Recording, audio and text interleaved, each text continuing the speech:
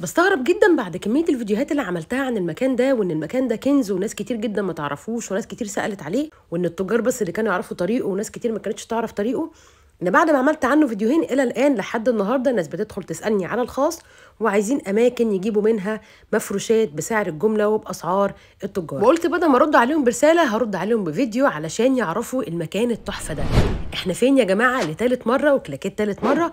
احنا في المحلة، يعني قلعة المفروشات في مصر، وده معرض شركة صدار. المعرض ده ناس كتير جدا راحت الحمد لله ولقيت عروض وهمية، وكانوا عاملين عروض بأسعار حلوة جدا. السنة دي بقى بما ان كل سنة وانتم طيبين بداية سنة جديدة، فحبوا يعملوا عرض جديد بمناسبة السنة الجديدة، والعرض ده لسه بالأسعار القديمة. طبعا انتوا عارفين ان الفترة الجاية الأسعار هتعلى، فيا ريت اللي عايز يلحق يجيب من دلوقتي يجيب ويستغل ان الأسعار لسه ما رفعتش.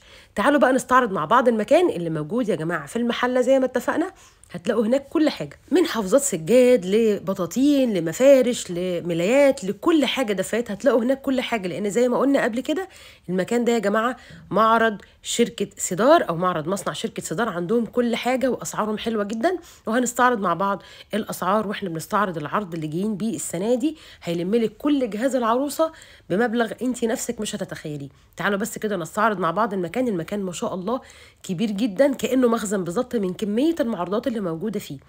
ركزوا معايا كده، كل الشركات العارضة بالنسبة للبطاطين للملايات المفروشات كلها بتعرض هناك. حتى مورا الأسباني هتلاقوها موجودة هناك، ومورانو وشركات كتير جدا بتعرض هناك، وحاجتهم في منتهى الجمال. حتى الحاجات التركي اللي بنات كتير جدا بتدور عليها بأسعار عالية هتروحي هناك هتلاقيها بسعر حلو جدا وعلى قد ايدك. بفكرك تعملي الفيديو لايك وشير، ولو تعرفي حد بيجهز ابعتيلي الفيديو علشان يستفيد من العرض بتاع النهارده، لأن العرض بتاع النهارده حلو جدا. واتمنى زي ما غيرك استفاد من العروض اللي فاتت انت كمان تستفيدي من العرض ده.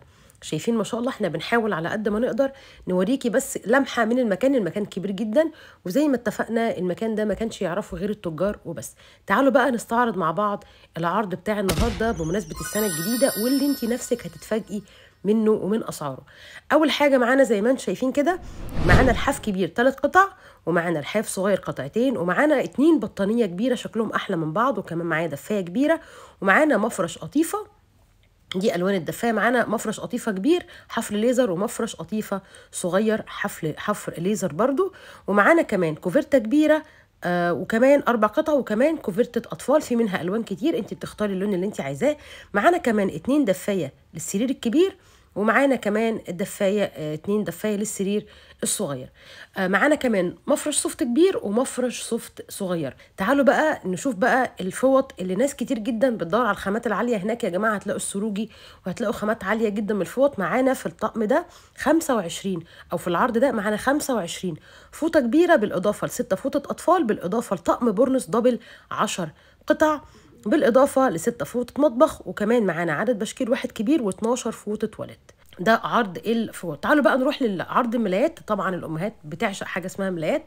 معانا 12 طقم ملايه طقم ملايه سرير كبير 5 قطع، ومعانا 6 ملايه طقم 6 ملايه اطفال. طبعا كل طقم بيكون فيه قطعتين ملايتين اقصد يعني. نيجي بقى للسعر المفاجاه اللي كلكم اكيد مستنيينه بمناسبه السنه الجديده. العرض ده يا جماعه مكون من 95 قطعه، عامل 24,000 جنيه بدل من 35,000 جنيه. اعتقد مفيش بعد كده، واتمنى ان انت تلحقي العرض ده علشان تستفيدي بفرق السعر. وعايزه اقول لك ان الاسعار للاسف الفتره اللي جايه ترفع، فانت تلحقي.